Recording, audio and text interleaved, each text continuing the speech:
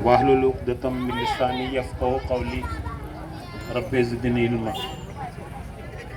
बुजुर्गों और दोस्तों, आपने इसके पहले भी कई बार मुझे सुना होगा।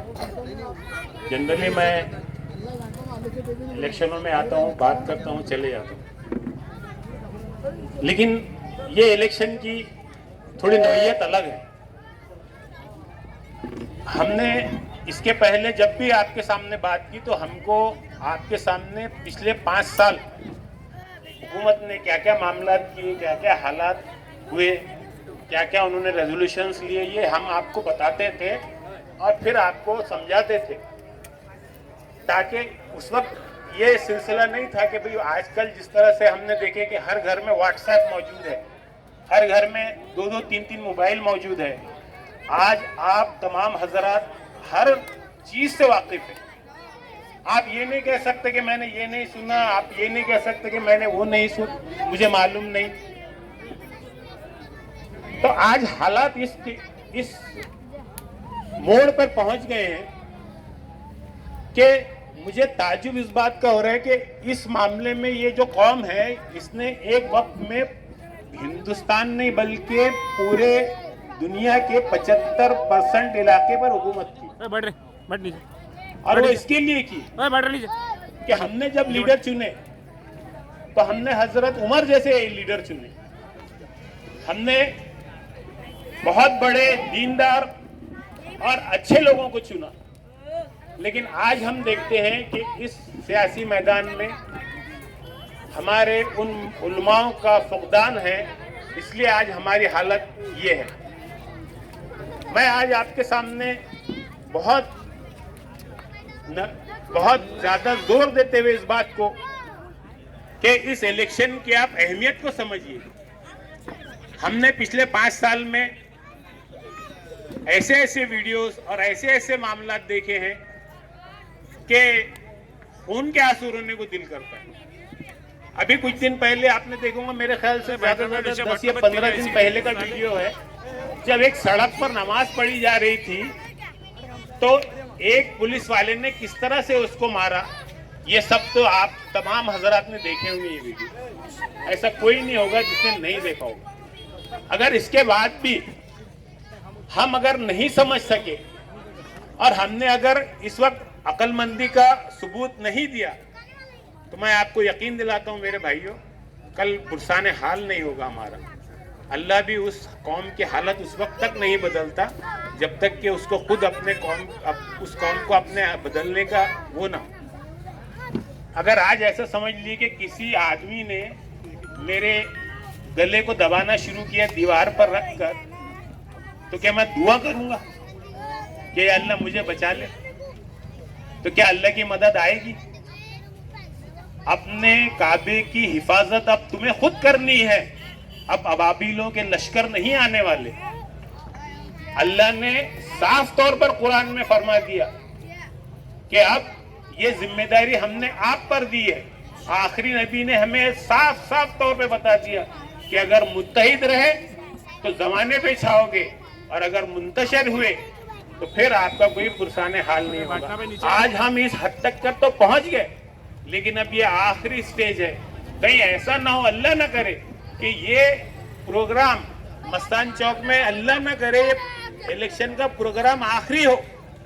अगर वो जिस तरह से आज बात करते हैं कि हमें 400 पार जाना है, तो इसका मकसद क्या है? हमारी कौम बहुत भोली भाली है मेरे भाइयों। आपने कोविड जब हुआ था तो आपने ये चीज को बहुत हल्के में लिया था, जब उन्होंने कहा था कि ताशे बजाइए, ये बर्तन बजाइए, फिर उन्होंने कहा था कि टॉर्च दिखाइए। हम बहुत आसानी से ले रहे थे उसको, हमको पता नहीं था कि इसके पीछे क्या मामला है, क्या राज है, क्योंकि हमारी सोच वहां तक पहुंचती ही नहीं।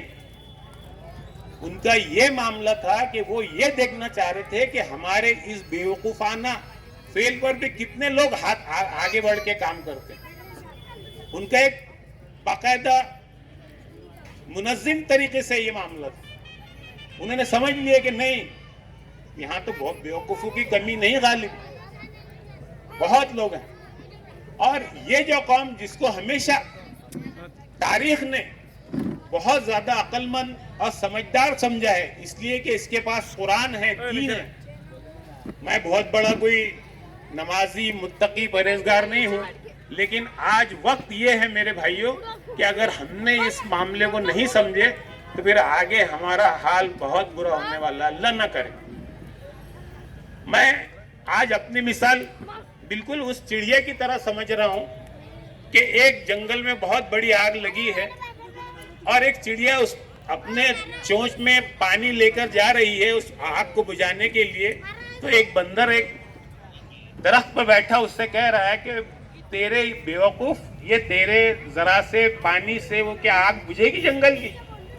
तो चिड़िया ने जवाब दिया, तमाम को मालूम है कि उस चिड़िया ने जवाब दिया कि जब अल्लाह के दरबार में इस बात का फैसला होगा कि ये आग किसने लगाई और ये आग किसने बुझाई, तो मेरा नाम उस बुझाने वालों की लिस्ट में होगा, ना कि उन जलाने वालों की लिस्ट में।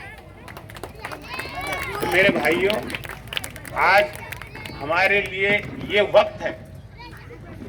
अच्छा, ऐसे कौन से 15 दिन गुजरे होंगे आपके इस 5 साल में जब आपको कोई ऐसी न्यूज न मिली हो कि हमारी बहन के ऊपर हमला हुआ है सिर्फ नकाब की वजह से हुआ? इसके पहले की 60 साल कांग्रेस की हमने हुकूमत देखी, अल्लाह के फजलो करम से कभी हिम्मत नहीं हुई कि शरीयत में उन्होंने कोई मुदाखलत की हो, कभी नहीं हुई। और एक मर्तबा जब ये गलती हो भी गई थी, जब इमरजेंसी से पहले मोहतरमा इंदिरा गांधी ने नसबंदी का मामला लाया था, तो आपको इल्म होगा कि हमारी कौम ने कैसा मजा चकाया था, हुकूमत गिरा दी थी। तो आज भी मौका वैसे ही है। अगर हम आज लोग अपने इस हालात को नहीं समझे, और जिस तरह से मैं ये देखता रहता हूँ कि हर वार्ड में अरे वो क्या सबसे बड़ा है, अरे क्या उसके पीछे सब है, अरे क्या उसके पीछे सब है, हम किसी को लीडर मानने को ही तैयार नहीं। सही ये बात नहीं है कि मेरे को लीडर नहीं बनना है, मैंने बहुत कोशिश की मेरे भाइयों, और मैंने बहुत अच्छी भी कोशिश किया और बड़े बड़े लीडरों से भी लड़ा। ये मेरे जो साथ में रहने वाले अनीस जमदार और ये जितने भी लोग हैं, ये तब अच्छी तरह से जानते हैं कि मैंने उसमें कसर नहीं छोड़ा। लेकिन हमारे कौम का क्या बोलना चाहिए, बदनसीबी ये है कि हम किसको लीडर ही नहीं मानते। अच्छा, मोहल्ले में नहीं मानते एक लीडर, शहर में कोई एक लीडर नहीं मानते, डिस्ट्रिक्ट में कोई एक लीडर नहीं मानते, हमारे स्टेट में हमारा कोई लीडर नहीं है, हमारे देश में हमारा कोई लीडर। वो बेचारा एक ओवैसी है जो आपके मामलात को लेकर उठता था, बीजेपी का एजेंट है। अरे इसके पहले कोई था क्या पार्लियामेंट में इतनी आवाज उठाने वाला, इतने साफ तौर पर? हम किसी पार्टी का पट्टा लेके नहीं गले में बैठे हुए हैं। जो हक है, जो मुसलमानों के लिए हक बोलेगा, हम उसका साथ देंगे। ये मौका नहीं है यहाँ पर इस बात करने का, लेकिन हक बात हक ही रहती है, कोई उसको छुपा नहीं सकता, कोई उसको दबा नहीं सकता। और आज अच्छा, उन लोगों ने ये बहुत अच्छी तरीके से समझ लिया है, मुसलमान कोई टेंशन लेने की जरूरत नहीं, मुसलमानों का कोई टेंशन लेने की जरूरत नहीं है। कुछ लोगों को बुलाओ, पैसे दो, उनका आदमी खड़े करो, उनके वोट बढ़ जाएंगे, सीधी हमारी सीट चुनकर आएगी। और आज यही मामला हैदराबाद में हो रहा है, यकीन करेंगे आप, 12 मुसलमान खड़े हुए,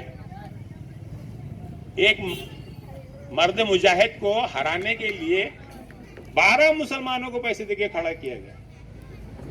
अरे एक तो है, उसको तो बोलने दो कम से कम, वो भी नहीं चलता, सपोर्ट भी नहीं करेंगे, बोलेंगे भी नहीं, तो फिर इस कौम की बेहिसी इससे ज्यादा कुछ नहीं हो सकती। फिर वो क्या है कि मरो फिर शोर मचाते, क्या है वो, मुंतशिर हो तो मरो, शोर मचाते क्यों, है ना? हम शोर भी मचाएंगे। अच्छा, व्हाट्सएप पे सबसे ज्यादा पूरा दिन सिमट के आ जाता है, एक आध कोई व्हाट्सएप का मैसेज आ गया कि फिर वो शुरू हो जाता, अरे ये ऐसा। अच्छा, वो भेज रहा है किसको, सामने वाले को, जुम्मे के दिन ये पढ़ना, अरे तूने पढ़ा क्या रे भाई, है जुम्मा के दिन इतनी तक वो करो, इतने, अरे तेरे को जब इतना ही समझ रहा तो पहले तू पढ़ लेना भाई। वो खुद नहीं पढ़ेगा, उसको मालूम भी नहीं है बेचारे को। तो ये हाल है। तो मसला यही है कि आप तमाम को समझाने के लिए नहीं आए हम। आप लोग सब समझदार हैं, सब आपको बेहतर तरीके से मालूम है। व्हाट्सएप, फेसबुक, यूट्यूब, हर चीज मौजूद है। अब आज वक्त इस बात का है कि हमको दूसरों को समझाना है कि नहीं। आपको मैं समझाने के लिए नहीं आया, आपको ये बताने के लिए आया कि आपको दूसरों को समझाना है कि हालात बड़े खराब है। और खासतौर से हमारी माएँ और बहनें जो हैं, ये इस बात का उनके जहन में वो रहता है कि भाई बस जब हमको वोट देना है तो पंजे वोट देने का। तो आज वो वक्त नहीं है। आज ना इस बैलेट पेपर पर आपको पंजा दिखेगा ना फूल दिखेगा। ये पहला एक इलेक्शन में अपनी जिंदगी में पहली बार देख रहा हूं जिसमें ना फूल है ना पंजा है। हाँ, पंजे के हाथ में मशाल है, पंजे के हाथ में मशाल जरूर है। तीसरे नंबर का बटन है। ये खासतौर से अपनी माओं को, बहनों को आपको ये समझाना पड़ेगा, बताना पड़ेगा। और खासतौर से जुमे का दिन है। जुमे के दिन कैसा होता है कि हम जुमे की तैयारी में रह जाते हैं। और अच्छी बात ये है, हो सकता है सामने वालों ने कोई गलत तरीके से, लेकिन वो शर में खैर का पहलू अल्लाह डाल देता है ना, कि शर के उसमें वो किया गया है कि जुमे के दिन रखा जाए ताकि मुसलमान नमाज में होते हैं ज्यादातर वक्त, सुबह नहाने धोने तैयार होने 2:30 बजे तक जाएगा, 3-4 बजेंगे, गर्मी बहुत होगी बोलेगा शाम में जाएंगे, वोटिंग परसेंटेज कम होगा। लेकिन फायदा इस बात का है कि उस दिन हमारे मजदूर भाइयों को छुट्टी रहती है। हमारे मजदूर भाई पूरे छुट्टी पर रहेंगे। और इंशाल्लाह वो उम्मीद मुझे ये है कि आप तमाम हजरात न खुद अपना वोट करेंगे बल्कि अपने मोहल्ले में, अपनी गली में। आपकी जिम्मेदारी अब खुद अपना वोट करने की नहीं, बल्कि मेरे भाइयों अपने मामले को समझ के। अच्छा, पहले ऐसा होता था कि जब भी इलेक्शन आता तो हमारे दिलीप सांगना साहब फोन लगाते थे, या जो कैंडिडेट होता था तो वो फोन लगाता था। लेकिन मैंने इन दोनों के फोन आने से पहले, इन दोनों को मिलने से पहले, मैंने कई लोगों को फोन पे बात किया, पूरे डिस्ट्रिक्ट में किया कि भाई हम लोग सब एक जगह आए, जो भी हमारे को निशानी मिलेगी, कांग्रेस जिससे वो होगी, हम चाहते हैं इस पार्टी को हराएं, ताकि ये जो आगे 400 वाला मामला है ना, इसको आप बहुत सीरियसली लीजिए। ये मैं आपको उसकी बहुत ज्यादा तफसीलात में नहीं जाना चाहता, लेकिन आपको समझना है कि ये 400 पार बहुत मामूली बात नहीं है। 400 पार का मतलब ये आखिरी इलेक्शन समझ के आप चलिए। और खासतौर से टारगेट मुसलमान है।